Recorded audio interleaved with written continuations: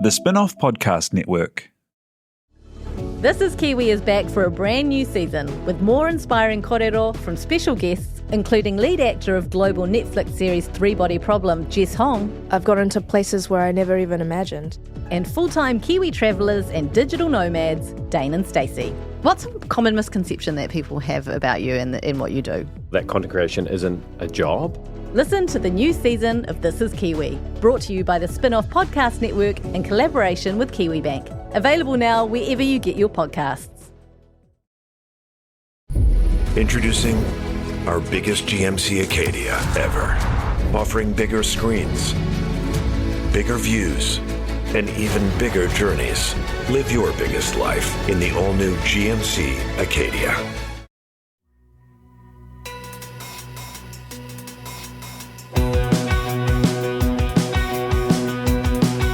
Nau mai, hoki mai ki other fold, I mihi nei, ko Duncan Greive tōku ingoa.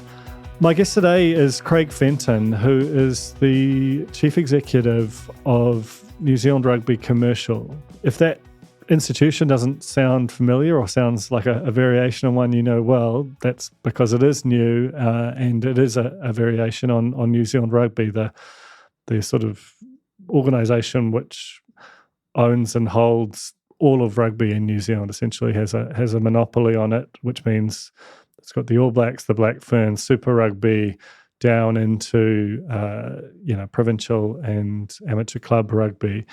And you could do, in fact, there is a fantastic podcast series about the sort of history of New Zealand rugby in recent years, but I'm not going to go there on that. But suffice it to say, the fundamental structure of New Zealand rugby and the need to kind of commercialise that to keep the teams alive and to feed the grassroots, which ultimately owns the organisation, has led to a big investment from Silver Lake, which is a big sort of technology and sports holding company, and which ultimately led to the creation of New Zealand Rugby Commercial. That's led by Craig, who came here from 8 years in a very senior role at Google in the UK and has now come home to a big, exciting job and a big challenge, because New Zealand Rugby, is a huge chunk of its revenues come from its rights deal with Sky, that Sky pays to air its games. It paid the thick end of $500 million for a 5-year deal, which was negotiated in 2019. At the height of the sort of Spark Sport, Sky Sport battle. Spark Sport has since thrown in the towel, and the whole media environment is really different now.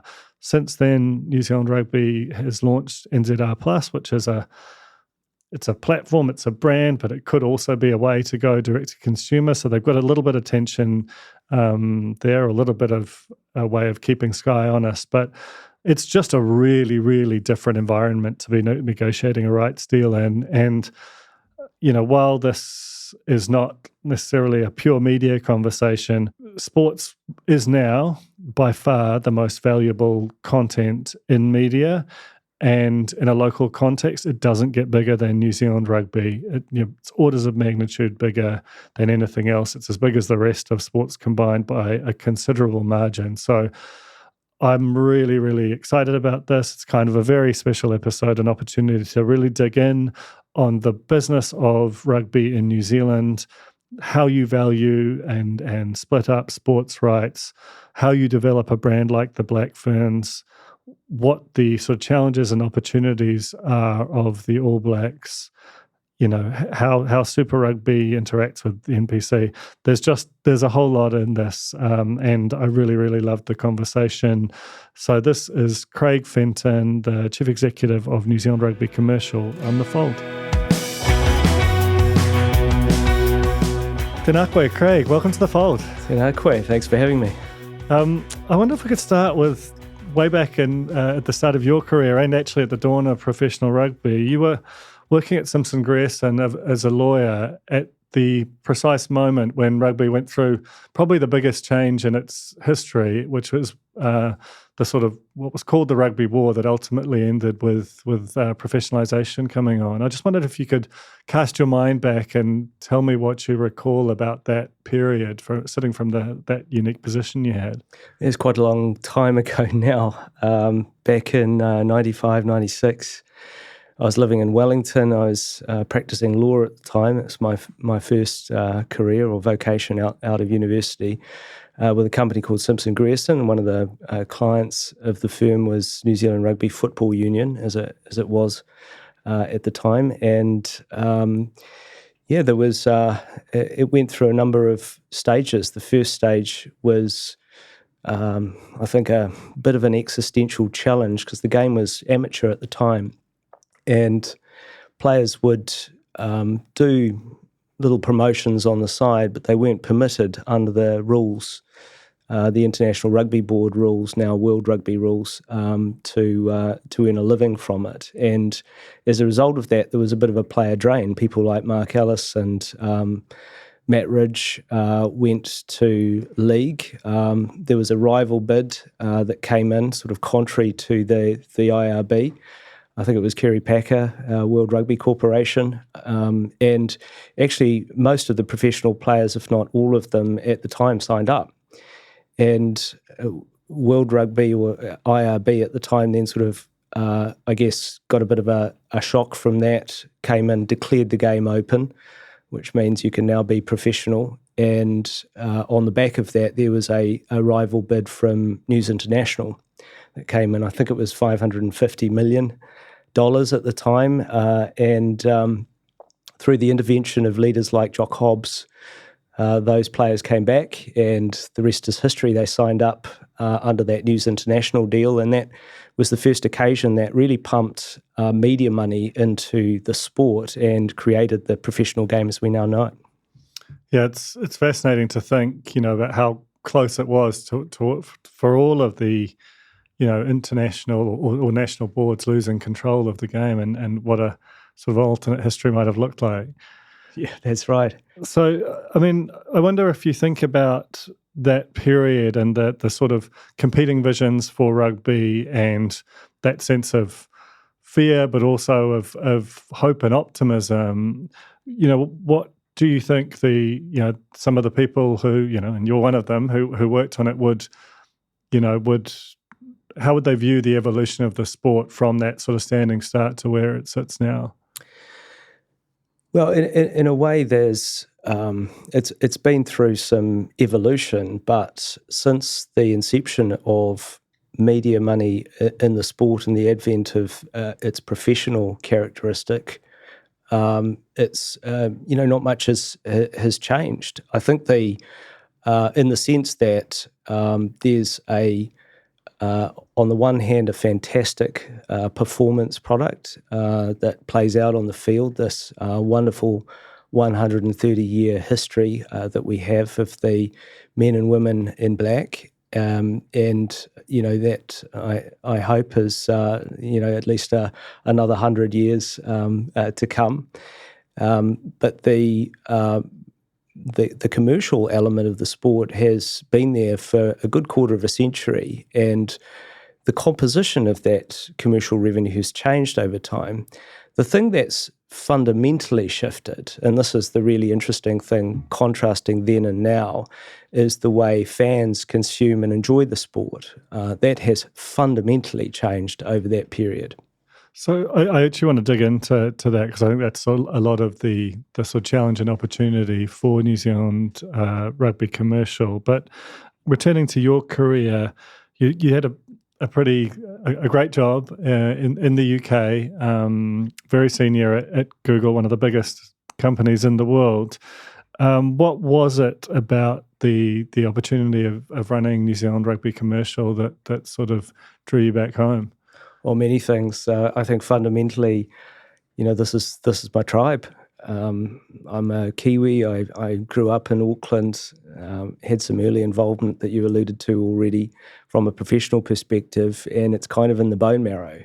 So when an opportunity comes along to handle New Zealand's taonga and move it into a new place, that's both an opportunity and a responsibility that I just felt was too good to pass up. I spent a lot of time in very large corporations, and I wanted to get into a smaller, startup or scale-up environment. We happen to be a 130-year-old scale-up, is the way I would characterize it. So that is interesting, and looking at it through a business lens, there's clearly an opportunity to continue on the trajectory that certainly my predecessors have set it on, and take it into new space, and that's really exciting. And for the entrepreneur in me, the more I met the team, and that's that's a really strong feature of New Zealand rugby. The more I felt really drawn to them. So there's some fantastic people in the team, and I really wanted the opportunity to work and learn from them. I mean, Google's a pretty public, newsy sort of a business, but there's something, especially in a local context, about New Zealand rugby that has a really uniquely kind of dynamic property from a media perspective. Has it sort of surprised you getting in here, just how much of the sort of heat around it, I suppose? Well, I knew it would be intense, and as it should be. We're a team of people who pass through. We have an opportunity and an obligation to leave the jersey in a better place, so to speak, and that scrutiny is both welcome and appropriate, I think. The intensity is high, and that's certainly been true, of the past few months. But, pressure is a privilege, and I welcome it. So in terms of the organisational split, can you briefly describe what sits with New Zealand Rugby and what's in your team's kind of basket? Yeah, well, I think the first thing to note is that it's really one team. I liken it to two hemispheres in the same brain. Yes, we've got a new structure, but as you alluded to, Duncan, at the start of this conversation, this came about in 1996. So this is not a new story per se. It's a new phase of it. It's a new structure, but it's always been one team, and it always will be. Like most teams, there are different roles on the field. So the role that New Zealand Rugby Commercial has is around the growth of the commercial revenue streams, and that fundamentally is about fans. It's about accelerating, scaling, and engaging a fandom both here in Aotearoa, New Zealand, and also globally. On the other side, there's everything to do with the way that the game is configured from a rules perspective. So my colleague Mark Robinson talks a lot about some of the discussions he's having with World Rugby on that, just to make the product easier to consume and more exciting to watch. There's the competition structures that exist, everything that we do around the community and the professional space. So those are the things that my teammates look after. And of course, there's a really important intersection between the two, and that's where the magic happens. So obviously the genesis of the split it was around the Silver Lake investment. Can you just talk about what the benefits of that have been? Partly fiscal, obviously, but I'm thinking more about that sort of big international experience they have in terms of the commercialisation of really big-scaled sports franchises and leagues. Yeah, I obviously wasn't there at the time the deal was made, but I can talk about my current experience working in that environment, and it's overwhelmingly positive. I think Silver Lakes, I find them to be a fantastic partner, whether it's providing connections or contacts, market information from time to time, and expertise and perspective that comes from having both a large digital portfolio but also a large sports portfolio. So Silver Lake has interests in Manchester City and Endeavour IMG and minor league baseball, and the list goes on. So there's a huge wealth, a big brain that we can plug into, and a lot of really relevant connections that come with it. I rely very heavily on the advice of our board, and the board includes two members, Simon Patterson and Stephen Evans from Silver Lake, and I work with many of their colleagues. So I see them as an extension of the team, and it's been a really positive experience from my point of view. In terms of that digital space, are there sort of specific examples of whether it's infrastructure or ideation or anything that you can sort of point to that sort of feel like they come from the sort of the brain of Silver Lake that have that are tangible differences to the kind of pre and post investment realities of New Zealand rugby from a commercial perspective? I think it's important to point out that Silver Lake's expertise and the wealth of connections they bring to the table is available to us, but it's certainly not imposed. So, there's an executive team and there's a board, and that's, and we set the direction of the company, and there's no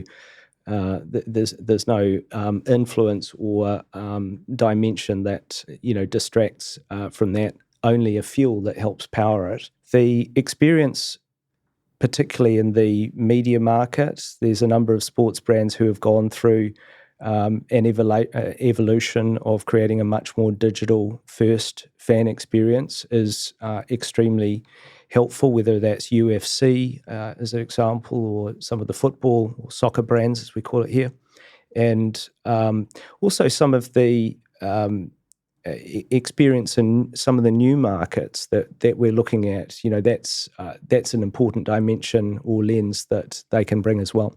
I mean, one of the things that sort of strikes me, and you might agree or disagree with this, is that historically the All Blacks, the way that they presented both domestically and internationally, was this quite monolithic, stoic, kind of granite-like appearance that was very much about the team, and the individuals within the team were typically, and certainly this was the outside perception, trained to not kind of be too sort of flamboyant in terms of the way that they sort of presented to the world, in a way that was, that it was about the team and it wasn't about the individual, which is true to the core of the team, but also runs against some big trends within sport, which has been about the rise of fandoms that are built around sort of superstar athletes.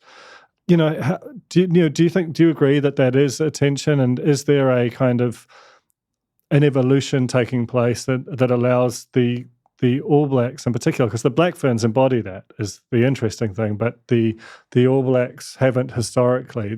Is that sort of changing? Do you see that as something that is a positive if it does?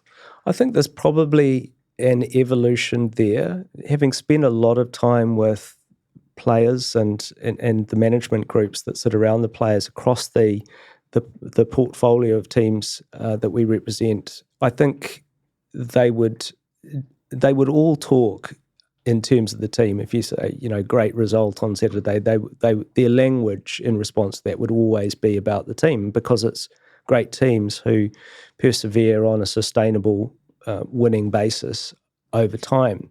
But great teams perform on the field through different roles on the field, and it's the expression of that talent and creativity that you see from individual players that when you put it together, makes the team brilliant. I read Ruby Tui's book recently, and she had a great quote that I wrote down, which is, our team is our waka and we leave mana in our wake.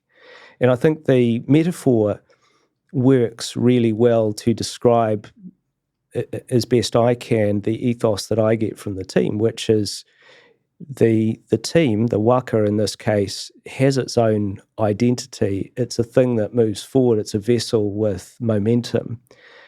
but its momentum is a function of the individual expression of the Oars people who are sitting inside it. And I think that's very true. Now, each of these team members are humans, and and they have different personalities, and some enjoy being up front and out there, so to speak, more than others. That's just human nature. But I don't see it as a tension in the sense of a mutually exclusive inconsistency. In fact, I see them as two things that are woven inexorably together, because you can't have a good team without a set of individuals who have the safety and freedom and confidence to express themselves on the field. And I think that's probably an evolution that we're seeing off the field as well.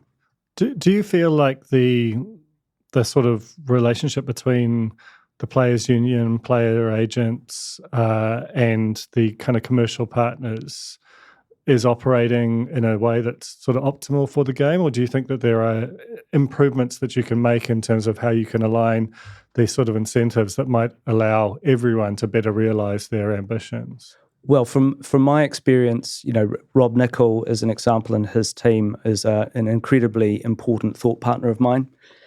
He joined my executive at the start of the year, so he comes to monthly meetings. I see him as an extension of the team, and we speak several times a week on important topics. I rely on his judgment from time to time on things that his proximity is closer, and we kick things around together. So I think I would certainly characterise it as a constructive and very positive, vital part of the game's anatomy.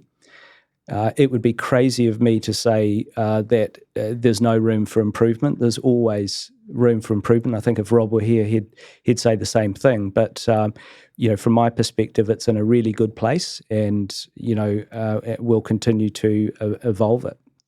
Are there some examples of whether it's teams or codes internationally that you sort of particularly admire and you think that New Zealand Rugby could learn a thing or two from, in terms of how they sort of present and kind of go about building that fan relationship? Yeah, I think there's a lot of markers or learnings that we can take from a lot of the American sports. I think they do it really well and give fans an always-on opportunity to engage in those moments that matter.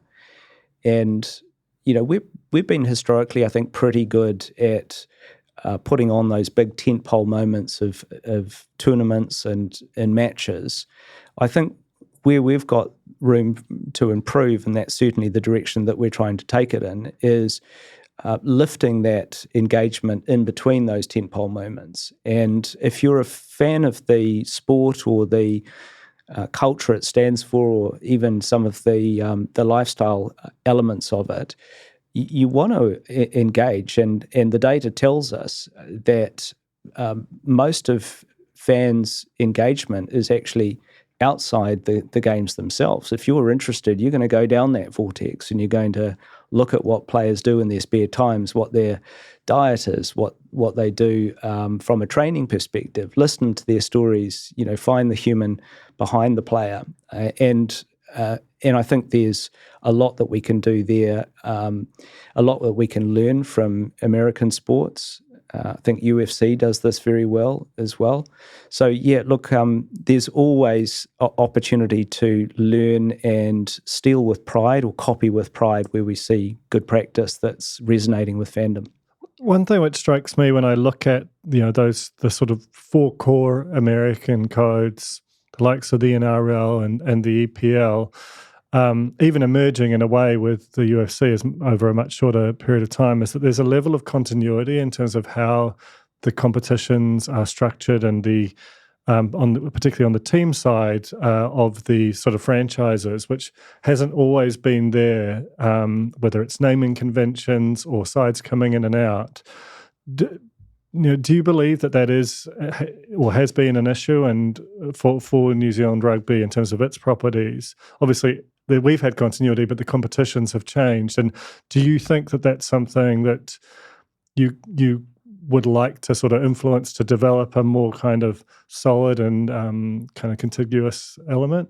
Do you mean contiguous in terms of the spread across a calendar year, for example? I mean in the sense that, like, if you look at the teams participating in Super Rugby or the under various different names since it began, there's been quite a lot of change there. The naming conventions around the NPC, just that sense of, whereas NBA, NRL has had some teams add to it, but there's a fundamental kind of solidity to their competitions that hasn't always been the case, and I think is partly. I certainly have a theory that it is partly why you might have seen some fans kind of wonder what it is they're supporting at times. Yeah, I think there's probably two sides to that. I think, having something that is comprehensible, so fans understand that they get it and it's exciting to watch, is vital, right? That's true, I think, as a constant. I think the other thing that's true, and it's true in business, it's true in sports, it's true in technology, is that nothing stands still. We've got to sense the environment that we're in, and the need to continuously innovate is there. Now, you can't do it in such rapidity or frequency that it just bamboozles people and disorientates them. But moving on is pretty important. If we, go back to where we started in 1996, what happened on the back of the News International deal is at least two new products were created. The first one was the Tri-Nations and the second one was the Super 12. Now, the Tri-Nations is now called the Rugby Championship, but if you consider that over the course of 25 years, there's a real consistency there. It's South Africa, Australia, New Zealand, and now it's Argentina. So that's the different thing. Super 12, we have Super Rugby Pacific, happens to be this year 12 teams, next year 11, with the Rebels coming out. So there is consistency there. The format's somewhat evolved and changed. I think we got to 16 at one stage, the number of teams there. So I think we need to both continue to provide something that's easy to consume and easy to understand, but not become so set in our ways that we're afraid to try new things and innovate. And getting that balance right, I think, is what you're talking about, Duncan. In terms of the demography of New Zealand rugby, do you have sort of a fairly solid picture in your mind of what your player base and your sort of fan demographic looks like domestically? Yeah, we've got a pretty good idea of that. Some of my colleagues, like Steve Lancaster, can talk more articulately to the player base there and the participant base. My observation there, and it's a really important one, is that it starts and ends with the grassroots, right? It's the clubs and schools around our country that make up rugby, and it's more than just the players on the field. It's the volunteers, it's the coaches, it's the referees, and all of those parts are really, really important because that's where that's where it all starts. From a fan perspective, we've done some work that looks at our fan base not just in New Zealand but globally. So we have a very good grip and a very granular idea of who they are, where they are, what the gender balance is, what the age groups are, both domestically and internationally. And that data tells us that we've got, in New Zealand, country of 5 million people, there's 3 million that are pretty leaned in rugby fans. And the other 2 million will certainly know about the game and will watch them from time to time, depending on who's playing. Globally, we think that addressable fan base is closer to 100 million. Starting from a much bigger number, there's probably 500 million globally who are aware of the game, but we think 93 million, to be exact, just under 100 million, can be really leaned in, engaged fans. What does the New Zealand domestic What does that 3 million look like in terms of the demography of it? Can you kind of give a bit of an overview of a sense of the sort of age, gender, any other kind of data that feels relevant? The best data my go-to to get that sort of data is YouTube. So we have a pretty sizable YouTube channel. It's the primary viewing surface for the content that we do, and that'll remain the case, I think, for the foreseeable future. And on the back end of YouTube, there's an admin tool called YouTube Studio, and it enables you to slice audience in different ways.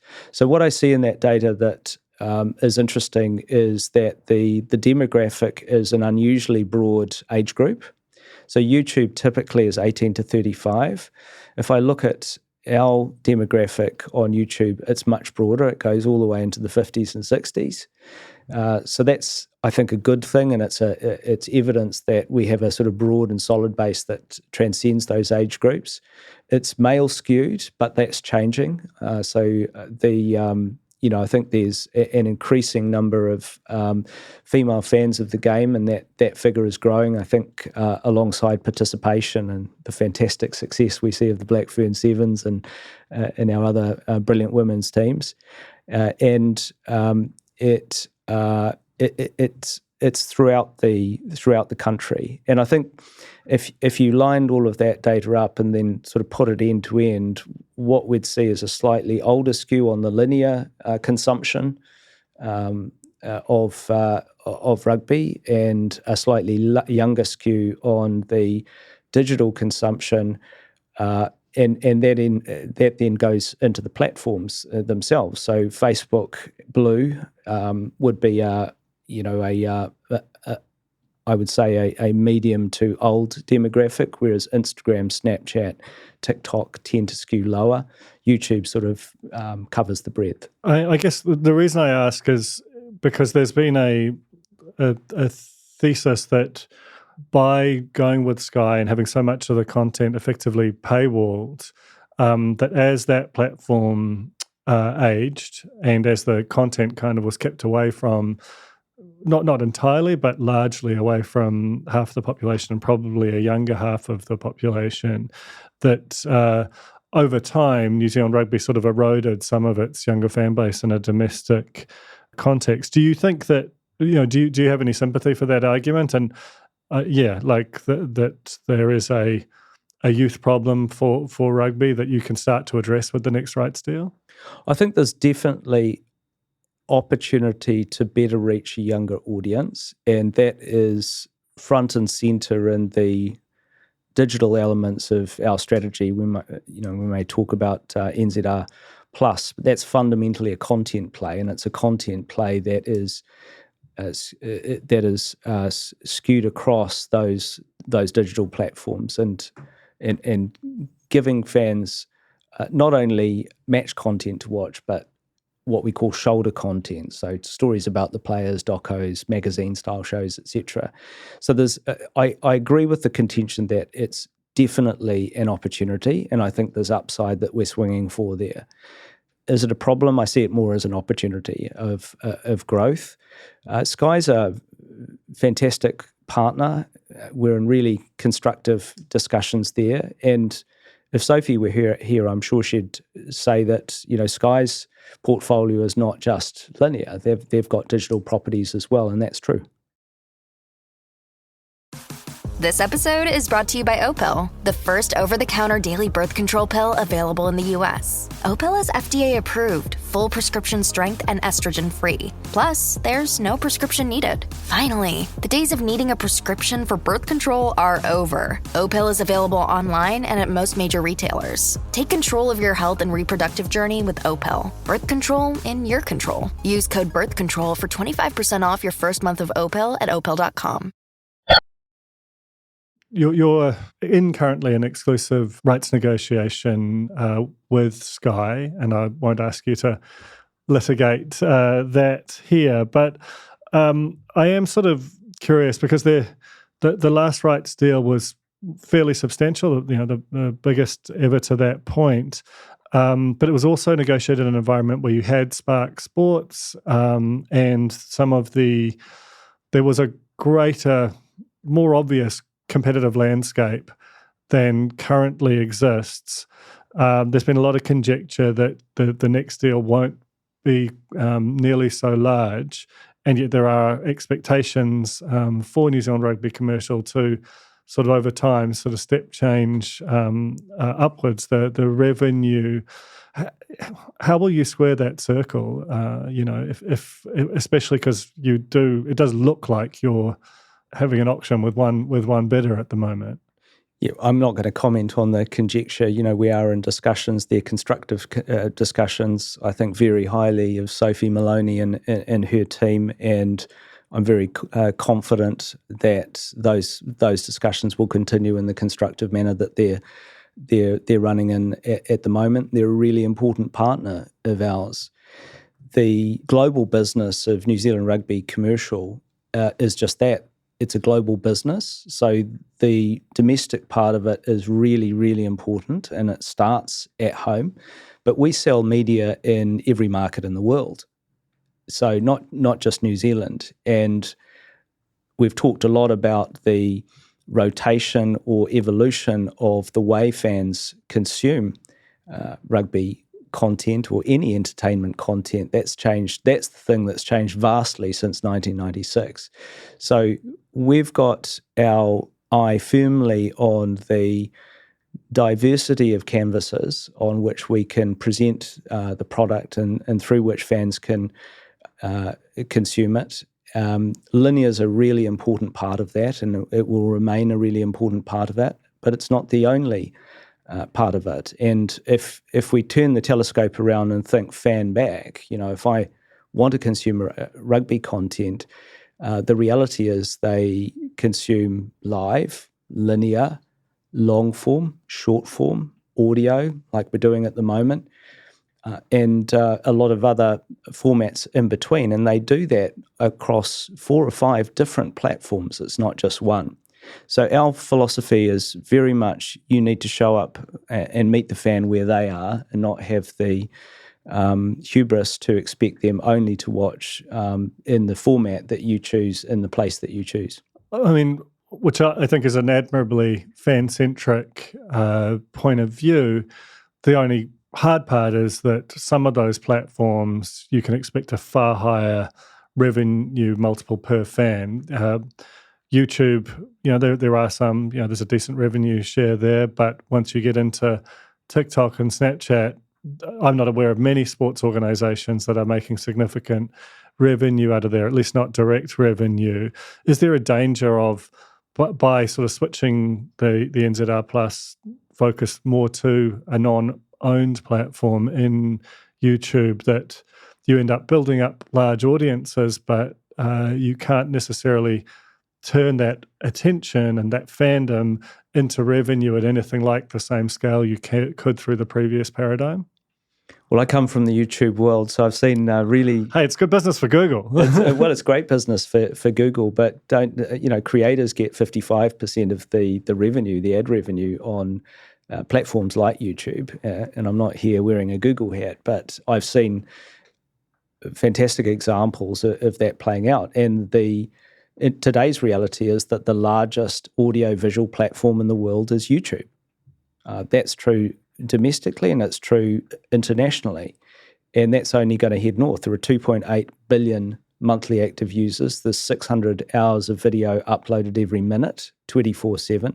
So that corpus of content is getting grander. And there are 1 million creators in the world who earn a good income from this, ranging from Mr. Beast and people of that scale up the top end to those who are making a pretty good living. I'm sure part of your business model relies on YouTube and similar digital platforms. So I think that's going to continue to evolve. And I think the important thing is if you start with the fan, everything else follows. So in New Zealand Rugby Commercial, we put that into a business term called provable reach, right? Get that right, which is loads, of high-scale engaged fans. Everything else follows. Broadcast fees are helped by it because that's an eyeballs game, whether it's a subscription model or an ad-funded model. Sponsors pay more because that is an association game. They want to be seen alongside our brands and drive value through their own funnels. From that exposure, you sell more match tickets and you sell more merch. So the fundamental growth driver of this business is provable reach, and get that right, everything else kind of follows. Now, the composition of the way that works over time is changing and will continue to change. So we need to have a foot in today and a foot in tomorrow, and that's also true of our partners. There you can see their business models evolving alongside it.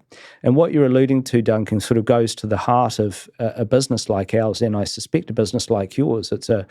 You're constantly trading off between indirect and direct revenue. So by direct revenue, I mean a broadcasting rights deal or a direct consumer version of that. We've got a paywall on NZR Plus, for example, in Germany at the moment. So that's a type of direct revenue from a content perspective. And then indirect revenue is really driven by reach.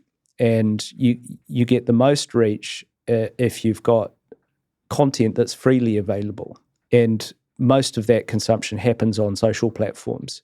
So that's the primary goal that we're aiming for. It's not the only option that we have, but it's the primary goal. The more fans we can reach and engage, the higher the value of the indirect revenue. And primarily the indirect revenue for New Zealand Rugby Commercial is through sponsorships. So obviously, I'm not asking for you to have this solved 8 months into the job, but do you have a sort of a date in mind when you will expect to see sort of proof of that strategy's success, particularly in terms of scaling up those social audiences? We see real-time evidence of this. The beauty of social media is that you get real-time feedback. You see it in the numbers immediately. But real-time, but that's typically engagement rather than scaled revenue. Yeah, it's a combination. I mean, we do earn money already from our YouTube channel as an example. But I'm just looking for a sense of when that will be a meaningful contributor to the overall revenue pie. I mean, correct me if I'm wrong. I would assume that given the scale of the Sky deal, the YouTube revenue wouldn't get close to that at the moment. Do you have a sense of when they might start to kind of prove out the strategy in some respects? Yeah, I mean, look, our focus is to continue in the constructive discussions with Sky. There's no sort of big deviation that I'll reveal on that as it stands at the moment. But the question you ask is a really good one, and it's important for me to talk about the anatomy of the business. It's sort of like a big stack of Tetris blocks, and each of those Tetris blocks or Jenga blocks, 5 to 7 year contracts. Right, so you can't simply clap your hands and expect things to change overnight. We're a cyclical business, and we need to keep a firm eye on those cycles. We're in a broadcast cycle at the moment, as you rightly point out, and we've got the biggest sponsorship cycle sort of around the end of 2027, which is when our front of jersey and the sort of main visible marks come out. Now, that's not to say there's nothing that's happening in between. We do sell small sponsorship deals in between. We've just signed one with Mitsui Fudo-san, which is a big Japanese partner. We've just signed one with Bupa. So we do get feedback in the moment on the value of these. Media companies or commercial partners tend to talk in terms of equivalent media value. So they will definitely look at those numbers, and we get real-time feedback as we're in these discussions with partners. And I can guarantee that when we're in front of those partners, we're talking about all of our numbers in terms of reach, and it's across all of the platforms that our fans engage with us on. Returning to NZR Plus in a domestic context, if notwithstanding the fact that I'm sure that you're correct in saying that the relationship with Sophie and Sky is strong and that negotiations are progressing well. If you were to reach a situation where the number just wasn't sufficient to kind of carry on or to achieve the goals that you want, is there a sort of a scenario that you've explored around turning NZR Plus into a sort of a direct-to-consumer product in the domestic market? Like, how plausible is that in the immediate term? Like, are you hostage to Sky in some respect, or do you have that facility if you can't get to a number that you can agree on? I think it's really important in any commercial discussion that you understand the playing field and the options. I'm not going to get into the discussion itself, because that's between two commercial parties, and those discussions are ongoing, and I'm pretty happy with where they're heading. But there are more than 200 countries in the world. 43 of them don't have current broadcasting deals. So NZR Plus is already the platform on which you watch live rugby, not the catch-up stuff or the non-live content. And some of them are pretty big markets: China, India, Pakistan, Sri Lanka, Germany, Netherlands, to name a few. And it's not just our content. NZR Plus has become the platform of Sansa, the digital platform of Sansa. So there are 23 test matches, I think, between now and the end of the year that are viewable in those countries on NZR Plus. In Germany, we've stood up a paywall. So if you're a German rugby fan, you can pay €11.99 a month, or $23.99 or $29.99, I think it is, euro for a season pass. And that's a really important experiment to run, because it gives us a sense of what that looks like, how it runs, what the propensity of people to sign up and subscribe to a platform and pay for it. And we're getting really important market information on that. 25% of our subscribers in Germany are on the paid service. So that's really interesting information in itself. But the plan, and that's not the plan domestically, just to be clear. That is not the plan domestically. But you do have the technology. We've got the technology. It's already running. We're already running a pay platform in Germany, so we know we can do it. In terms of the domestic market, there's a sort of another option which is actually the default in a lot of more mature markets, which is to break up your rights into tranches rather than sell it as a one big package. And there's upside to that in many respects. In some ways, you could see the Black Ferns have almost looked like a gift with purchase at times, in terms of the way that their rights and their front of jersey sponsorships have been sold.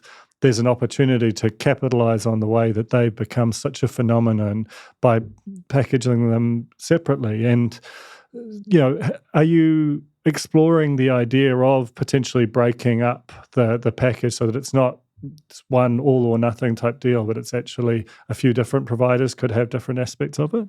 Modularity is a really important characteristic of this business. I mean, the Black Ferns example that you just alluded to, Duncan, is more a sponsorship modularity. Should it be bundled and sort of come as part of the Altrad and Adidas, etc. arrangements, or should it be unbundled?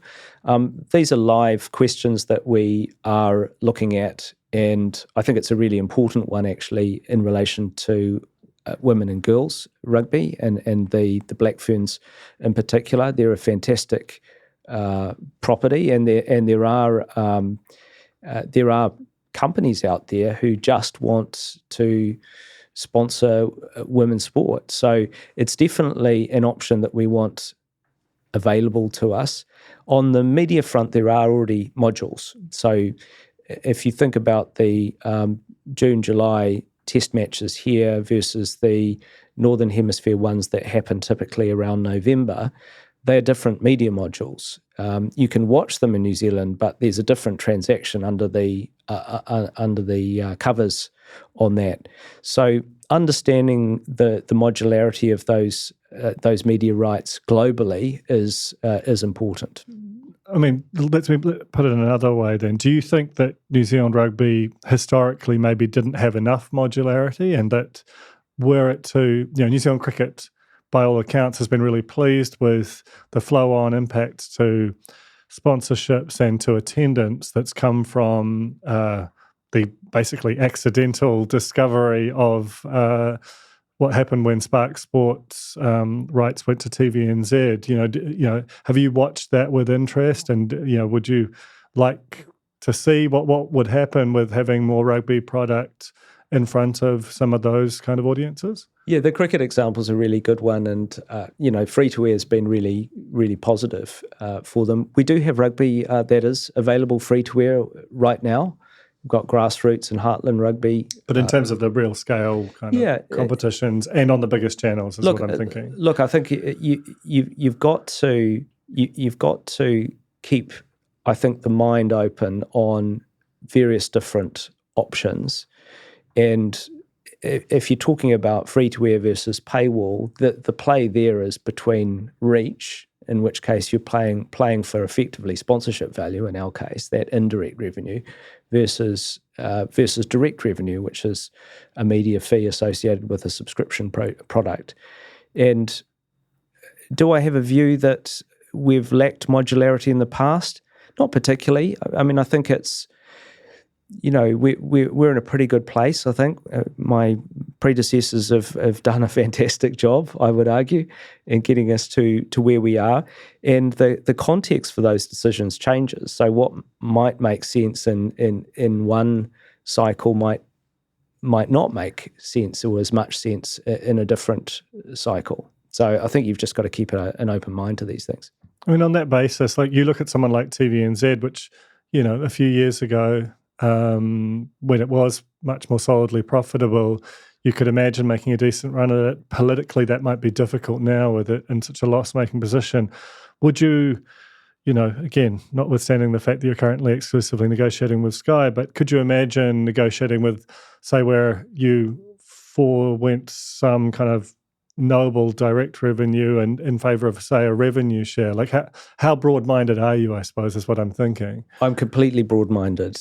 I think no options off the table and no options on the table, by the same token. I think you've got to keep an open mind to everything. And actually, we do have an example right now where Grassroots and Heartland Rugby is available on both TVNZ free-to-air as well as Sky. So there's precedent. Thinking about those competitions and NPC, which are sort of fantastic heritage, but hard to sort of sustain in some respects in a modern environment. How do you look at those from a commercial perspective? How do they stack up versus the sort of the teams in black and Super Rugby?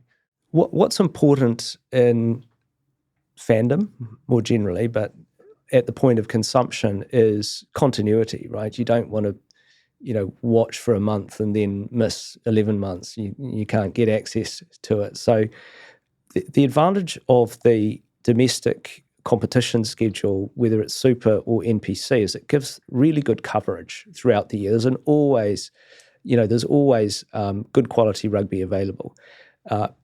All of us enjoy watching those big test matches, and they're really pinnacle events, whether it's the Rugby Championship, our participation in events like the Rugby World Cup, and independent games that happen outside that. They're big moments for us. And of course, the viewership in terms of the intensity of viewership, and this is probably partially driven by scarcity, is most intense in those apex games. But that's not to say the rest is not valuable. It is valuable. It provides coverage, and there are a lot of rugby fans around the country who just want to watch their national provincial competition team or heartland team play. And there's real local tribalism there.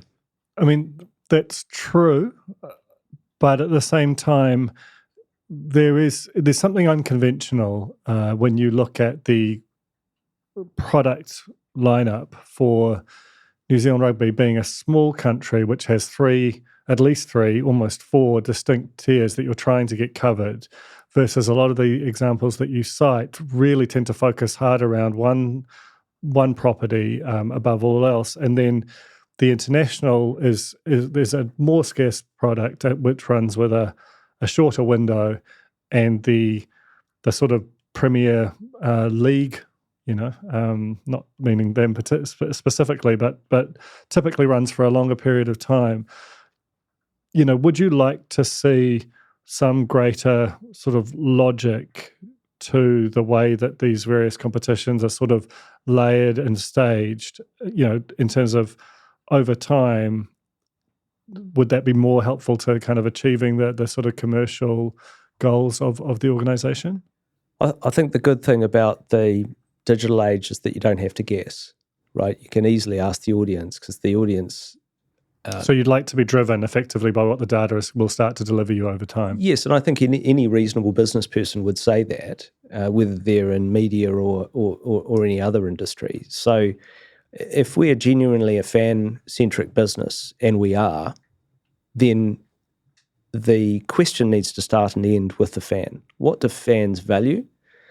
And I can see in the data that they value not just the intensity of those big pinnacle moments of our national team taking on another rival, but also the continuity and local character of the sport as well. But we need to allow data to lead us. Another element that looks like a real opportunity, we've touched on it already, is the Black Ferns and women's rugby more broadly. You on some level suffer a bit from a lack of inventory there. I think you've got 9 tests this year, which is both a record and probably not quite enough to get the revenues you might target over time. What's the plan around ultimately building that out into being a true revenue pillar rather than almost more of a scale up, to use the language you were using earlier? Well, it's very much a scale up, and I think from a business perspective, we need to think of it in that way. So the team, I don't need to speak about the performance of the team. They're amazing and wonderful individuals on and off the field. From a business perspective, the way that is packaged and presented to market is really, really important. So you asked the great question, Duncan, about modularity, to bundle or not to bundle. Right, that's an important decision. It's important to understand the B2B customers, so the companies that more or less interested in that dimension of the sport. I was involved before I left Google in a deal that was done with FIFA, and it was very specifically women's sport, the female version of the football game or soccer game. So there are companies out there that's about knowing your audience in a B2B sense. And that's also relevant in terms of fans, right? Where are the eyeballs going? Where's the interest there? So I think you've got to. I certainly look at the women's sport as a really important part of our portfolio. I think from a commercial perspective, it's definitely a startup or a scale up. I think we can do a better job packaging and presenting it to market than we have. And in terms of the continuity, in terms of the inventory that we've got to work with, obviously, if you've got more inventory, or certainly more continuity is the better way of putting it across the year, then that's really important as well. So, some of my colleagues who are much more qualified than me to think about competition formats are a really important part of that, and that's some of where the magic happens between my role in New Zealand Rugby Commercial and some of my colleagues who work more on the competition structures and calendar side. Do you, again, if we're going to keep talking about these in terms of technology business, which I don't think is necessarily a bad way to think about it, is there a case for investing ahead of some of these, the returns with a business like the Black Ferns? Because I think you saw during the Rugby World Cup here what that can feel like. And I've been at Rugby World Cup finals for both the All Blacks and Black Ferns, and the actual intensity of the feeling in the stadium was pretty clearly a higher pitch, it felt to me, with the Black Ferns. when you're sort of thinking about this, when you're making the case to whether it's Silver Lake or to New Zealand Rugby itself, do you find that there is any tension or an enthusiasm for sort of getting out ahead of it, of the perhaps out ahead of the kind of current returns, with the idea that you will ultimately be building something that can start to be a really sort of substantial revenue stream and part of the kind of community and culture of the organisation that starts to get, in the same stratosphere as the All Blacks?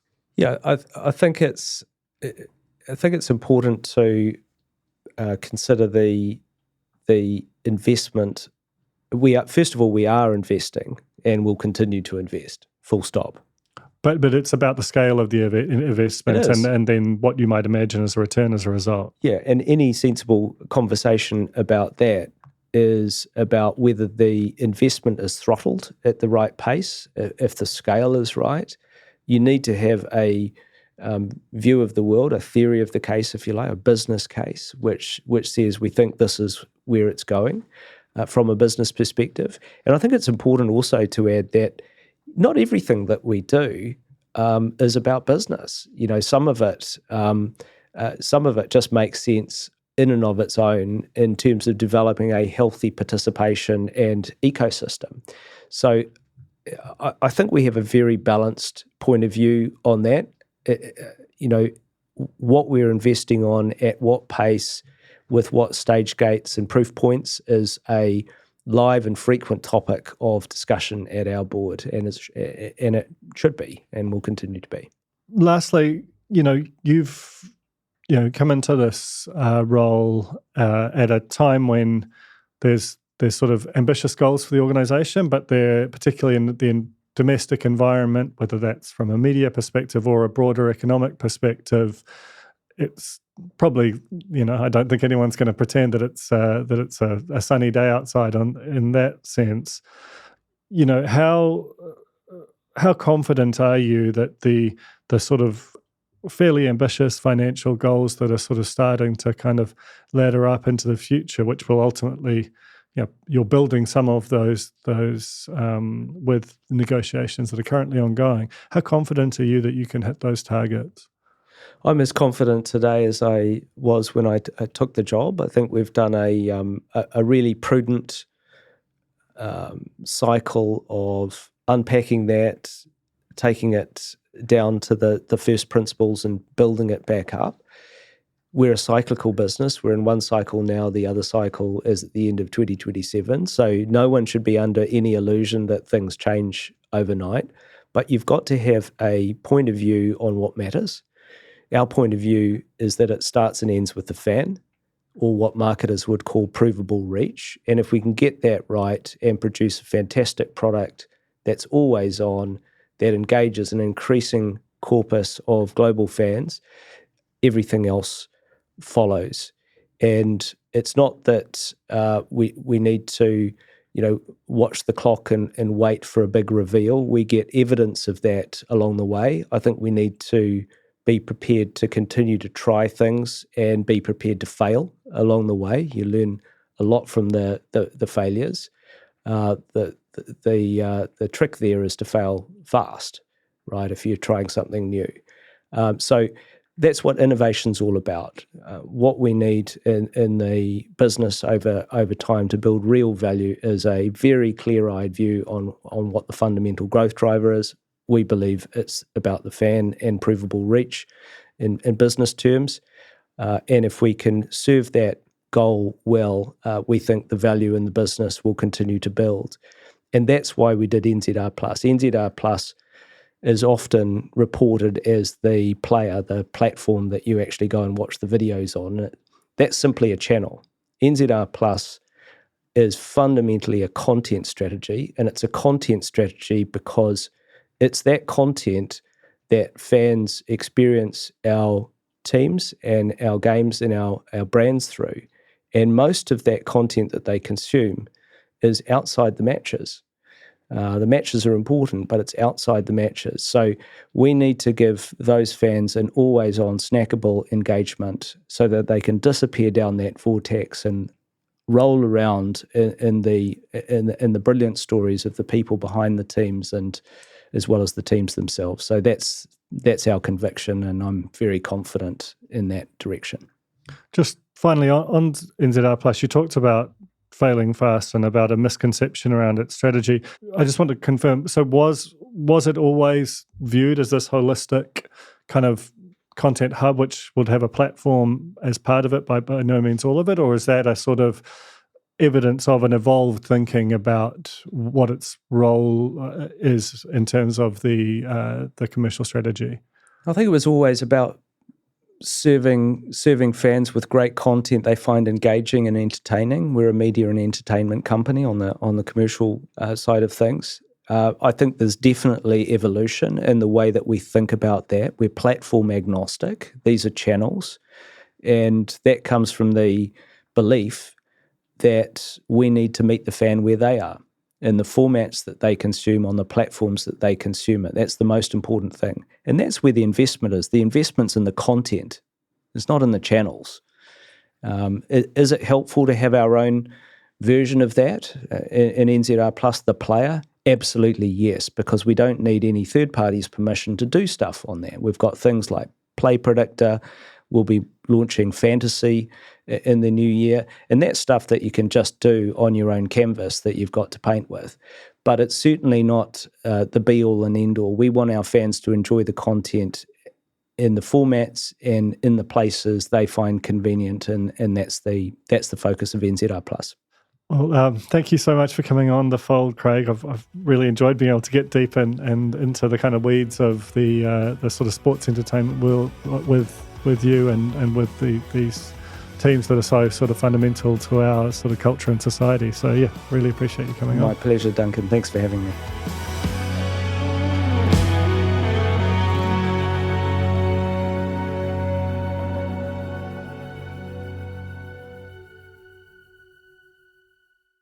It's our birthday. This month, the spin-off turns 10, and we wanted to thank you for being part of our story. You're not meant to ask for presents, but if you're not a member, now would be a great time to gift us your support. We cannot overstate how vital support from our readers is, especially as we navigate uncertainty and look at the next 10 years of telling Aotearoa's stories. Donate now at thespinoff.co.nz/donate. Rā whānau kia The Spinoff, and here's to many more. We started doing a pepeha. I don't know where I'm from. Yeah, I'm gonna go check with the chef. Takeout Kids, a coming-of-age documentary series, returns for Season 2. From a Thai restaurant to a dairy to a nail salon, 5 young people balance school and relationships while growing up in their families' shops. Are you working tomorrow? I go to school. Watch Takeout Kids on The Spinoff today, made with the support of New Zealand On Air. The Spinoff Podcast Network.